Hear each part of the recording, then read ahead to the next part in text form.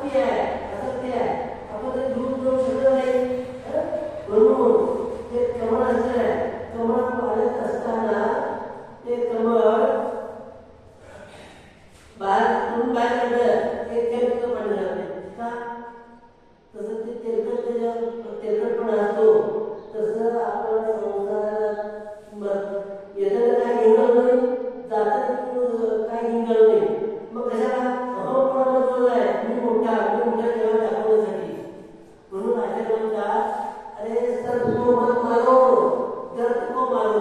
म्हणजे काय अहमपणा जो आहे त्या अहमपणाला आपण दूर करणं आवश्यक आहे. मग ही संधी जी मिळाल्या ती संधी कसं बघा इंग्रजीत ते म्हणतात पास्ट इज पास्ट. भूतकाळ निघून गेला त्याचा रडून उठू नये. जास्त केलं असतो तसं केलं असतो अमुक केलं असतो तमुक केलं असतो. Only present continuous is in my hand. चालू वर्तमान काळच आपल्या हातात आहे. जसं वर्तमान काळ सुधारला तर वर्तमान भगवान होऊन जाईल. जसं आपण वर्तमान काळामध्ये सुधारलो तर निश्चितपणे आपलं कल्याण झाल्याशिवाय राहणार नाही. इतकं मोठं लावून उपयोग आहे. इतकं मोठं आपण पोस्टर लावण्याची सवय केली आहे.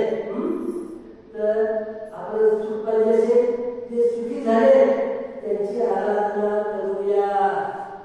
मग बाकी जो काय देत काय तर देत असतील पैसा अडचण देत असतील संपत्ती देत असतील तर त्याच्यावर खूप थोडा नाही पाहिजे. पुढं पाहिजे पुढं करून गेला तर ज्याला इंग्रजीमध्ये वर्क इज वर्शिप म्हणतो. काम हीच देव पूजा. येताना शांतीने दाखवलं मला इतकं मोठं घर 3 महिने बहीण बांधलं खाली मेडिकल काढलं अमुक काढलं तमुक काढलं. अरे कोणासाठी कोणासाठी आपली जी ताकद आहे ती परस्पर वापरलोय ते जर आपण स्वतःसाठी आपण वापरलो तर आपलं आत्मकल्याण यातच आहे.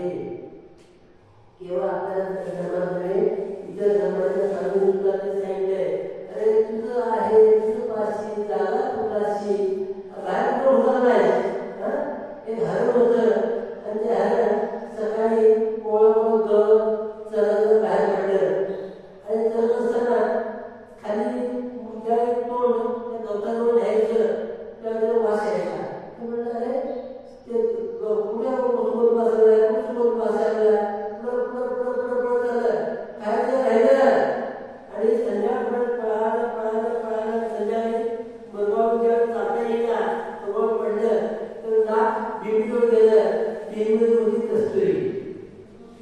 तसे काय बाहेर पुढचं लागलोय. पण शेवटी चढलं झाला जन्मड त्यानंतर इडी मला पीठ बदललं अगदी शेवट ढसायला आलोय आणि त्यावेळी आपल्याला कळलं की अरे चूक माझ्यावर जायची मी बाहेर पडून बनलोय. मी कुणाचं कल्याण करतो किंवा माझ्या पाठीमागं बायकोचं कसं होईल पोराचं कसं होईल हे डोक्यातनं काढून टाका. एक महाबल महाराजांचं उदाहरण होतं. ज्यावेळी महाबल महाराजांनी जे कीर्ती महाराजांच्या परीक्षा घ्यायला गेले जे कीर्ती महाराज ते कुठले जगाचे ते पंडितपैकी होते आणि ते म्हणजे महाराज असं मला विचारल्या ते म्हणजे आई वडील आहे आई वडील हे म्हणे दोघी बाहेर बायकोला बोलून आणलं तर तिच्याजवळ तिला 7 पोरं होती. बायकोला मोठं पोरं 12-13 वर्षाचं लहान पोरं वर्ष 3 वर्षाचं आणि शेवटचं 7वं पोटात 1.5 महिन्याचं. बघा मग ती म्हणली मला 40 राहिली की खरे इतक्या केला असं ते सांगितले. पण त्याने काय म्हणले मला तुम्ही दिशा देणार का मी उतर जाऊन दिशा घेऊ. मग त्यावेळी त्यांनी दिशा दिली दिशा दिली. त्यापैकी 7 पोरापैकी 2 पोरं डॉक्टर 2 पोरं प्रोफेसर आणि 3 पोरं शेती करणारी. ते डॉक्टर होते त्याचा जन्म झाला. कोण सापडले कोण माहिती सर माहिती नाही कोण डॉक्टर होते कोण शिकवलं आई शिकवलं आईला डॉक्टर होती काय नव्हतं.